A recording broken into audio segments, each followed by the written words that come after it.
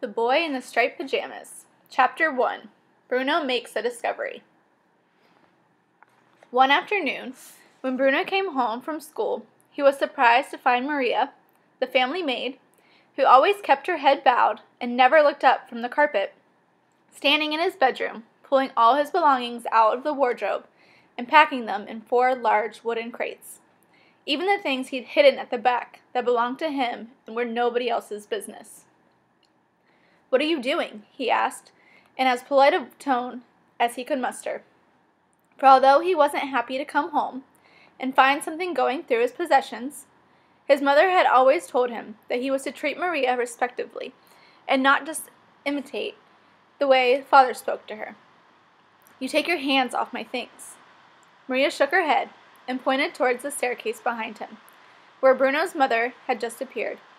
She was a tall woman with long red hair that she bundled into a sort of net behind her head, and she was twisting her hands together, nervously, as if there was something she didn't want to have to say, or something she didn't want to have to believe. "Mother," said Bruno, marching towards her, "what's going on? Why is Maria going through my things?" "She's packing them," explained Mother. "Packing them?" he asked, running quickly through the events of the previous few days to consider whether he'd been particularly naughty, or had used those words out loud that he wasn't allowed to use and was being sent away because of it. He couldn't think of anything, though. In fact, over the last few days, he had behaved in a perfectly decent manner to everyone, and couldn't remember causing any chaos at all. "Why?" he asked then. "What have I done?" Mother had walked into her own bedroom by then, but Lars, the butler, was in there, packing her things too. She sighed and threw her hands in the air in frustration, before marching back to the staircase, followed by Bruno, who wasn't going to let the matter drop without an explanation. "Mother," he insisted, "what's going on? Are we moving?" "Come downstairs with me," said Mother, leading the way towards the large dining room, where the Fury had been to dinner the week before. "We'll talk down there." Bruno ran downstairs and even passed her out of the staircase, so he was waiting in the dining room when she arrived. He looked at her without saying anything for a moment, though to himself that he couldn't have applied her makeup correctly that morning, because the rims of her eyes were more red than usual, like his own after he'd been causing chaos and got into trouble and ended up crying. "Now you don't have to worry, Bruno," said Mother, sitting down in the chair where the beautiful blonde woman who had come to dinner with the Fury had sat and waved at him when Father closed the doors. "In fact, if anything, it's going to be a great adventure." "What is?" he asked. "Am I being sent away?" "No, not just you," she said, looking as if she might smile for a moment, but thinking better of it. "We all are, your father and I and Gretel and you, all 4 of us." Bruno thought about this and frowned. He wasn't particularly bothered if Gretel was being sent away, because she was a hopeless case, and caused nothing but trouble for him. But it seemed a little unfair that they all had to go with her. "But where?" he asked. "Where are we going exactly? Why can't we stay here?" "Your father's job," explained Mother. "You know how important it is, don't you?" "Yes, of course," said Bruno, nodding his head, because there were always so many visitors to the house. Men in fantastic uniforms, women with typewriters that he had to keep his mucky hands off of, and they were always very polite to Father and told each other that he was the man to watch and that the Fury had big things in mind for him. "Well, sometimes when someone is very important," continued Mother, "the man who employs him asks him to go somewhere else because there's a very special job that needs doing there." "What kind of job?" asked Bruno, because if he was honest with himself, which he always tried to be, he wasn't entirely sure what job his father did. In school they had talked about their fathers one day, and Carl had said that his father was a greengrocer, which Bruno knew to be true because he ran the greengrocer's shop in the center of town. And Daniel had said that his father was a teacher, which Bruno knew to be true because he taught the big boys, who was always wise to steer clear of. And Martin had said that his father was a chef, which Bruno knew to be true because he sometimes collected Martin from school, and when he did, he always wore a white smock and a tartan apron, as if he just stepped out of the kitchen. But when they asked Bruno what his father did, he opened his mouth to tell them, then realized that he didn't know himself. All he could say was that his father was a man to watch, and that the Fury had big things in mind for him. Oh, and that he had a fantastic uniform, too. "It's a very important job," said Mother, hesitating for a moment. A job that needs a very special man to do it. You can understand that, can't you?" "And we all have to go too?" asked Bruno. "Of course we do," said Mother. "You wouldn't want Father to go to his new job on his own and be lonely there, would you?" "I suppose not," said Bruno. "Father would miss us all terribly if we weren't with him," she added. "Who would he miss the most?" asked Bruno. "Me or Gretel?" "He would miss you both equally," said Mother, for she was a great believer in not playing favorites, which Bruno respected, especially since he knew that he was her favorite, really. "But what about our house?" asked Bruno. "Who's going to take care of it while we're gone?" Mother sighed and looked around the room, as if she might never see it again. It was a very beautiful house, and had 5 floors in total, if you included the basement, where Cook made all the food, and Maria and Lars sat at the table arguing with each other and calling each other names that you weren't supposed to use. And if you added in the little room at the top of the house with the slanted windows, where Bruno could see right across Berlin if he stood up on his tiptoes and held onto the frame tightly. "We have to close up the house for now," said Mother, "but we'll come back to it someday." "And what about Cook?" asked Bruno. "And Lars and Maria? What are they going to live in it?" "They're coming with us," exclaimed Mother. "That's enough questions for now. Maybe you should go upstairs and help Maria with your packing."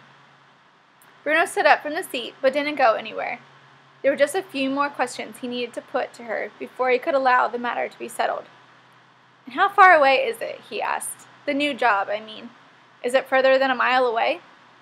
"Oh my," said Mother with a laugh, although it was a strange kind of laugh because she didn't look happy, and it turned away from Bruno as if she didn't want him to see her face. "Yes, Bruno," she said. "It's more than a mile away. Quite a lot more than that, in fact." Bruno's eyes opened wide, and his mouth made the shape of an O. He felt his arms stretching out the sides, like they did whenever something surprised him. "You don't mean we're leaving Berlin?" he asked, gasping for air as he got the words out. "I'm afraid so," said Mother, nodding her head sadly. "Your father's job is—" "But what about school?" said Bruno, interrupting her, a thing he knew he was not supposed to do, but which he felt he would be forgiven for on this occasion. "And what about Carl and Daniel and Martin? How will they know where I am when we want to do things together?" "You have to say goodbye to your friends for the time being," said Mother, "although I'm sure you'll see them again in time. And don't interrupt your mother when she's talking, please," she added, for although this was a strange and unpleasant news, there was certainly no need for Bruno to break the rules of politeness which he had been taught. "Say goodbye to them?" he asked, staring at her in surprise. "Say goodbye to them," he repeated, sputtering out the words as if his mouth was full of biscuits that he'd munched into tiny pieces but not actually swallowed yet. "Say goodbye to Carl and Daniel and Martin," he continued, his voice coming dangerously close to shouting, which was not allowed indoors. "But they're my 3 best friends for life." "Oh, you'll make other friends," said Mother, waving her hand in the air dismissively, as if the making of boys 3 best friends for life was an easy thing. "But we had plans," he protested. "Plans?" asked Mother, raising an eyebrow. "What sort of plans?" "Well, that would be telling," said Bruno, who could not reveal the exact nature of the plans, which included causing a lot of chaos, especially in a few weeks' time, when school finished for the summer holidays, and they didn't have to spend all their time just making plans, but could actually put them into effect instead.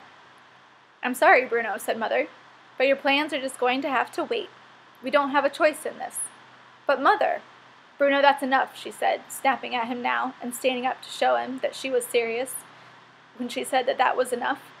"Honestly, only last week you were complaining about how much things have changed here recently." "Well, I don't like the way we have to turn all the lights off at night now," he admitted. "Everyone has to do that," said Mother. "It keeps us safe, and who knows, maybe we'll be in less danger if we move away. Now I need you to go upstairs and help Maria with your packing. We don't have as much time to prepare as I would have liked, thanks to some people." Bruno nodded and walked away sadly, knowing that "some people" was a grown-up word for father, and one that he wasn't supposed to use himself. He made his way up the stairs slowly, holding onto the banister with one hand, and wondered whether the new house and the new place where the new job was would have as fine a banister to slide down as this one did.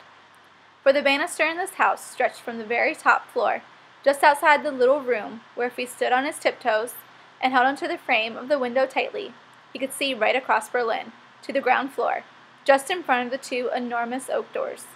And Bruno liked nothing better than to get on board the banister at the top floor and slide his way through the house, making whooshing sounds as he went. Down from the top floor to the next one, where Mother and Father's room was, and the large bathroom, and where he wasn't supposed to be in any case. Down to the next floor, where his own room was, and Gretel's room too, and the smaller bathroom, which he was supposed to use more often than he really did. Down to the ground floor, where you fell off the end of the banister and had to land flat on your 2 feet, or it was 5 points against you and you had to start all over again. The banister was the best thing about this house. That and the fact that grandfather and grandmother lived so nearby. And when he thought about that, it made him wonder whether they were coming to the new job too. And he presumed that they were because they could hardly be left behind. No one needed Gretel much because she was a hopeless case.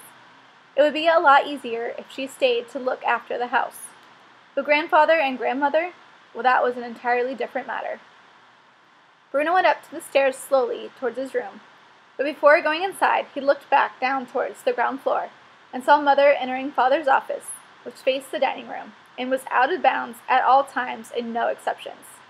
And he heard her speaking loudly to him, until Father spoke louder than Mother could, and that put a stop to their conversation.